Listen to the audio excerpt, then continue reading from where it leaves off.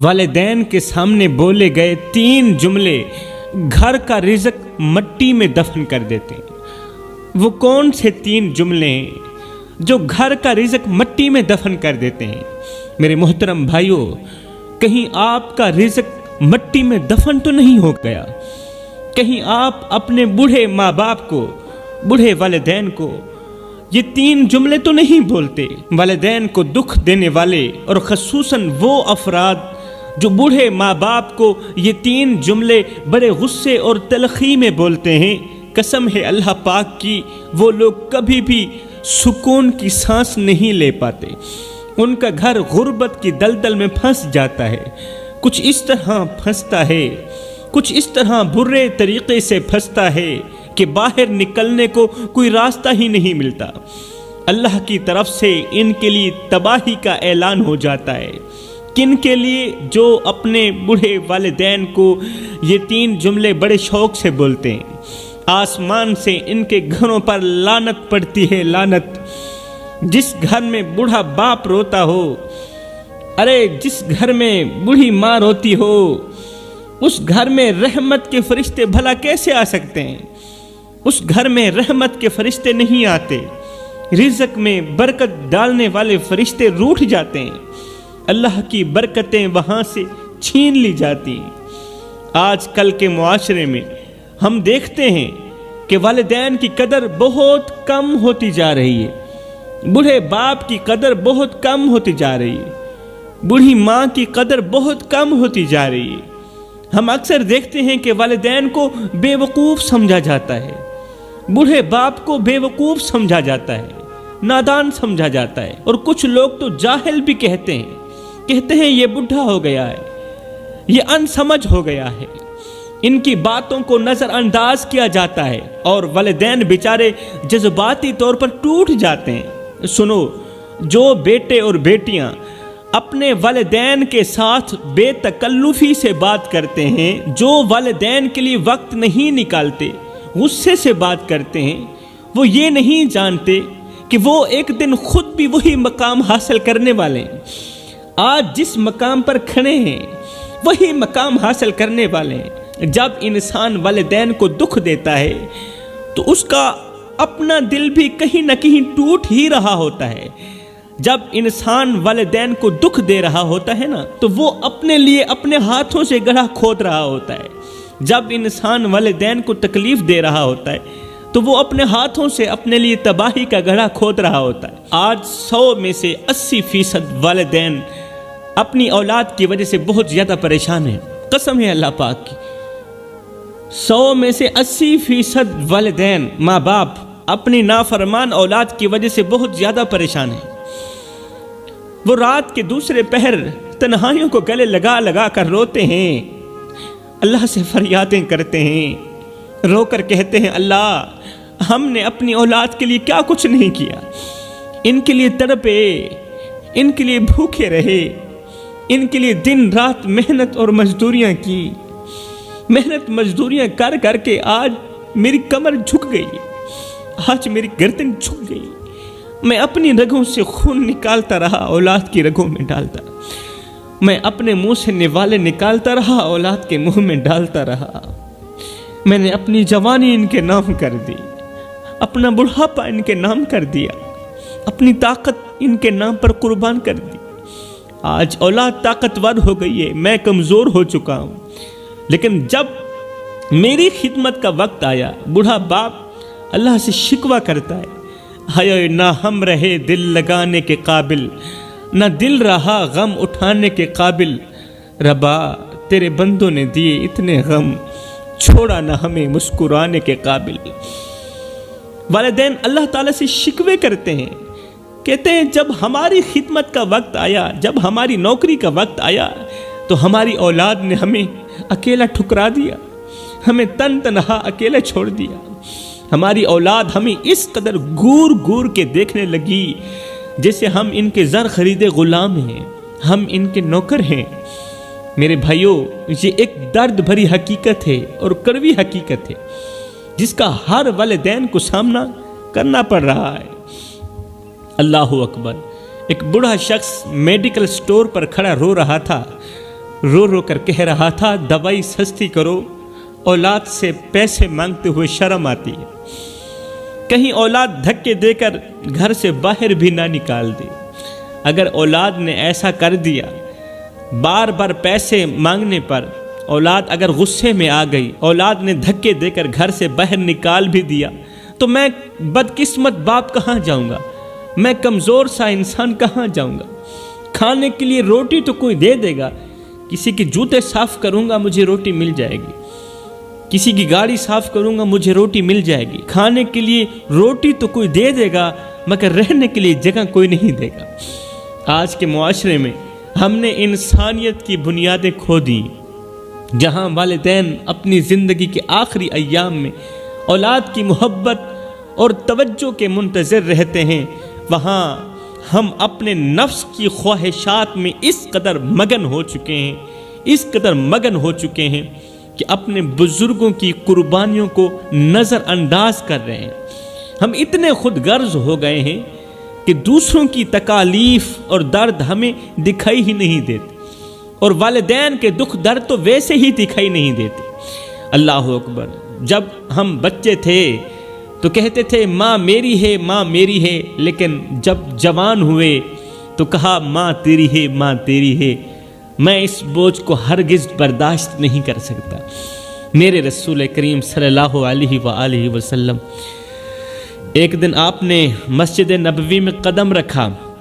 रसूल करीम मस्जिद नबवी में कदम रखते हैं, आपकी आंखें छम छम बरस रही होती हैं, चश्मान अक़दस से आंसुओं की लड़ी बहकर रुखसारों को छू रही। आका करीम रोते चले जा रहे हैं। इतने में हज़रत सैयदना अबू बकर सिद्दीक़ रज़ियल्लाहु ताला अन्हु ने पूछ लिया, या रसूलल्लाह आप इस कदर क्यों रो रहे हैं, कौन सी बात रोने की वजह बनी? तो मेरे रसूल करीम सल्लल्लाहु अलैहि वसल्लम ने फरमाया, सहाबा आज मुझे मेरी माँ की याद आई। सहाबा आज मुझे मेरी माँ की याद आई। सहाबा काश मैं मोहम्मद की माँ जिंदा होती, काश मेरी माँ जिंदा होती और मैं नमाज में अल्लाह के हुजूर खड़ा होता, मेरी माँ आवाज़ देती, ओ बेटे मोहम्मद, ओ बेटे मोहम्मद। मैं नमाज छोड़कर दौड़कर अपनी माँ के पास चला जाता, नमाज छोड़कर अपनी माँ के पास चला जाता और दुनिया वालों को बताता कि माँ की अजमत क्या होती है। 14वीं सदी के नाफरमान नौजवानों को बताता कि माँ की अजमत क्या होती है। अब बात करते हैं वो कौन से 3 जुमले हैं जो घर का रिज़्क ख़त्म कर देते हैं। वालिदैन को बोले गए 3 जुमले घर का रिज़्क मट्टी में दफन कर देते हैं। इन 3 जुमलों की वजह से घर में बेबहा गुर्बत आती है, इंसान हमेशा के लिए परेशानियों की दलदल में फंस जाता है, नाकामी इसके मुकद्दर में लिख दी जाती है। और आज भी जो लोग अपने माँ बाप को ये 3 जुमले बोलते हैं, उनसे जाके पूछ लें, उनके पास शायद माल हो, पैसा हो, क्योंकि पैसा मेहनत से मिलता है, पैसा मेहनत से मिलता है, मगर सुकून अल्लाह की रहमत से मिलता है। उनके पास शायद माल होगा, दौलत होगी, मगर सुकून नहीं होगा, सुकून की सांस नहीं ले पा रहे होंगे। फरमाया वालिदैन को बोला गया पहला जुमला, तुम्हारी बात बेमानी है और तुम मेरे लिए बोझ बन चुके। माँ बाप को ये जुमला कहना कि तुम्हारी बात बेमानी है, कोई वजन नहीं तेरी बात में, तेरी बात मानने के लिए मैं बिल्कुल भी तैयार नहीं और तुम मेरे लिए बोझ बन चुके हो। ये जुमला ना सिर्फ वालिदैन की मोहब्बत को ठेस पहुंचाता है, ये जुमला ना सिर्फ बाप की मोहब्बत को ठेस पहुंचाता है, बल्कि अपने मुकद्दर को भी अपनी ज़ुबान से बर्बाद कर देता है। वालिदैन की कुर्बानियाँ बेशुमार होती हैं, बेशुमार होती हैं कुर्बानी। और जब एक औलाद इनसे ये जुमला कहती है, वालिदैन को ये जुमला बोलती है, तो इसका असर इतना गहरा होता है, इस जुमले का असर इतना गहरा होता है कि इंसान के लिए खुशी और सुकून की राहें हमेशा के लिए बंद हो जाती हैं। खुशी की राहें बंद कर देने वाला कौन? ये एक जुमला कि तुम मेरे लिए बोझ बन चुके हो। इस जुमले के बाद इंसान का रिज़्क तंग हो जाता है। یہ جملہ اس قدر خطرناک ہوتا ہے کہ رحمت کے فرشتے اس ایک جملے کی وجہ سے انسان سے نفرت کرنے لگ جاتے ہیں، اس کی دعائیں ماند پڑ جاتی ہیں۔ ایسے شخص کی دعا قبولیت کے دروازے تک جانا تو رہی دور کی بات، اس کے سر سے ایک بالشت بھی اوپر نہیں جاتی، اس کی دعا رد کر دی جاتی ہے اور اس کے مقدر میں غربت اور پریشانی لکھ دی جاتی ہے۔ خدا کے لیے میرے بھائیوں، اللہ کے لیے میرے بھائیوں، والدین کے لیے اپنی نیت صاف کر لو، والدین کے لیے اپنا دل صاف کر لو، نیت صاف کر لو، نیت پاک کر لو۔ اگر تمہاری نیت پاک اور صاف نہ ہوئی تو یاد رکھنا مال کے ہونے کے باوجود بھی راتوں کو تمہاری کروٹیں بدلتی رہ جائیں گی۔ اگر والدین کے لیے تمہاری نیت پاک نہ ہوئی، صاف نہ ہوئی، مال کے ہونے کے باوجود بھی تمہاری کروٹیں بدلتی رہ جائیں گی، پھر تمہیں نیند نہیں آئے گی۔ ایک دن ایک امیر شخص کسی فقیر اللہ والے کے پاس آیا، امیر کے چہرے پر غرور نظر آ رہا تھا۔ وہ ایک فقیر کے پاس آیا، وہ امیر شخص بہت ہی متکبر تھا، فخر کرنے والوں میں سے تھا۔ فقیر کے پاس آیا، کہا اگر تم اللہ کے اتنے ہی قریب ہو، اگر تم واقعی اللہ کے قریب ہو تو یہ بتاؤ کہ میرے پاس اتنی دولت کیوں ہے اور تمہارے پاس اتنی غربت کیوں ہے؟ اگر تم اللہ کے اتنے ہی قریب ہو تو پھر بتاؤ نا، میرے پاس اتنی دولت کیوں ہے اور تمہارے پاس اتنی غریبی کیوں ہے؟ میرے پاس خوبصورت محل ہے، تیرے پاس جھونپڑی کے سوا کچھ بھی نہیں، بتاؤ نا اس کی کیا وجہ ہے؟ امیر کی بات سن کر فقیر مسکرایا اور نرمی سے کہا، صاحب یہ دنیا ہر انسان کے لیے ایک امتحان ہے، تیرے مال میں تیرا امتحان چھپا ہے اور میری جھونپڑی میں میرا صبر چھپا ہے۔ قیامت کے دن تجھ سے یہ پوچھا جائے گا کہ تو نے اپنی دولت کا کیا کیا، اور مجھ سے یہ پوچھا جائے گا کہ میں نے اپنے صبر کا کتنا حق ادا کیا۔ اللہ اکبر۔ یہ سن کر امیر شخص حیرت میں پڑ گیا، حیرت سے پوچھا، فقیر میاں پھر بتاؤ اس امتحان میں کامیاب ہونے کا طریقہ کیا ہے؟ اس امتحان میں کامیاب ہونے کا طریقہ کیا ہے؟ کہا جو اپنے حالات میں صبر کرتا ہے، اللہ کا شکر ادا کرتا ہے نا، اور دوسروں کے ساتھ انصاف کرتا ہے، وہ اپنے امتحان میں کامیاب ہو جاتا ہے۔ امیر نے کہا پھر مجھے کوئی دعا دو کہ میں اپنے اس امتحان میں کامیاب ہو جاؤں۔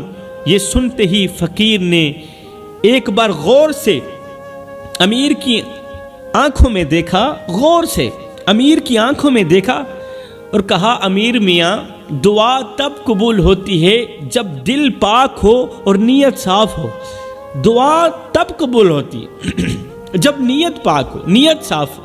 یہ سن کر وہ امیر شخص رونے لگا، رو کر کہنے لگا، فقیر میاں میں دنیا کا وہ بدقسمت انسان ہوں جس کا نہ دل پاک ہے اور نہ ہی تو نیت صاف ہے۔ اب بتاؤ میں کیا کروں، میں کدھر جاؤں، میرا کیا بنے گا؟ نہ تو میرا دل پاک ہے، اس دل میں دنیا کی محبت اس قدر رچ گئی ہے کہ اپنے پرائے کی پہچان ہی نہیں رہی، رب کی پہچان بھی بھول گیا، میرا کیا بنے گا؟ کہا پھر توبہ کرو قبل اس کے کہ یہ وقت گزر جائے، کاش میں فقیر کی بات تیرے دل میں اتر جائے، پھر توبہ کر لینا۔ فرمایا دوسرا جملہ والدین کو کہنا کہ تم نے میرے لیے کیا ہی کیا ہے۔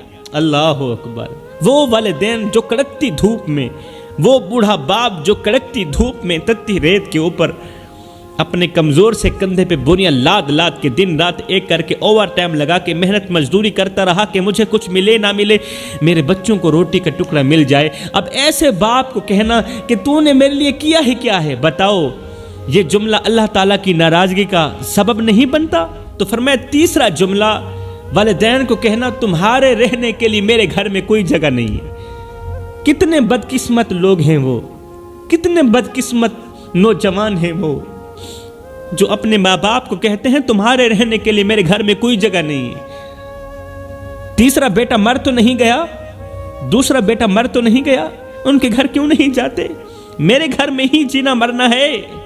جب ایک اولاد اپنے والدین کو یہ جملہ کہتی ہے نا تو وہ نہ صرف اپنے والدین کی عزت نفس کو مجروح کرتی ہے بلکہ ان کی قربانیوں کو بھی بے وقعت کر دیتی ہے، فضول کر دیتی ہے، ضائع کر دیتی ہے۔ والدین جو ساری زندگی اپنی اولاد کی خوشیوں کے لیے جیتے ہیں، جب ان اولاد کے منہ سے نکلا یہ جملہ سننا پڑتا ہے نا کہ تمہارے رہنے کے لیے ہمارے گھر میں کوئی جگہ نہیں ہے، جب یہ جملہ سننا پڑتا ہے تو قسم ہے اللہ پاک کی، ان کی دنیا ویران ہو جاتی ہے، بوڑھے باپ کی دنیا ویران ہو جاتی ہے۔ پھر وہ روتے ہیں، اللہ سے شکوہ کرتے ہیں، اللہ ہم نے اولاد کے لیے کیا کچھ نہیں کیا اور آج اولاد ہمارے ساتھ کیا کر رہی ہے۔ کسی دکھی باپ نے کیا خوب کہا تھا ایک باپ 12 بچوں کو پال لیتا ہے مگر 12 بچے مل کر ایک باپ کو نہیں پال سکتے۔ خدا را میرے بھائیو، والدین کی قدر کرو، ان سے جا کے پوچھو جن کے ماں باپ اس دنیا میں نہیں رہے، آج ان کی آنکھیں ماں باپ کو دیکھنے کے لیے ترس رہی ہیں، آج ان کے کان والدین کی دعائیں سننے کے لیے ترس رہے ہیں، مگر والدین ہمیشہ کے لیے رخصت ہو گئے۔ تمہارے ماں باپ زندہ ہیں، تم خوش قسمت لوگ ہو۔ جن کے ماں باپ زندہ ہوں انہیں کسی اور سے دعائیں لینے کی ضرورت ہی نہیں پڑتی۔ اپنے والدین کے آگے اونچی آواز میں بات مت کیا کرو، جس دن یہ خاموش ہو گئے اس دن تم ان کی آواز سننے کو ترسو گے۔